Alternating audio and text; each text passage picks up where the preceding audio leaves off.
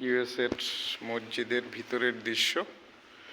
আমরা নায়াগ্রা জলপ্রপাত থেকে জোহরের নামাজ পড়তে আসলাম।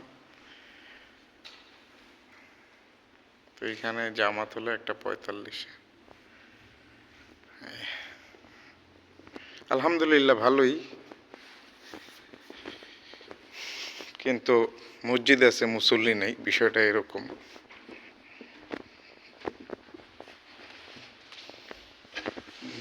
অনেক সুন্দর পরিবেশ। এদিক দিয়ে আসেন। হ্যাঁ, কোনটা কই?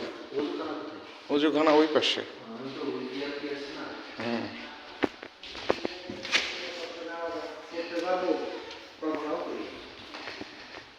এই হলো জুতা রাখার পরিবেশ।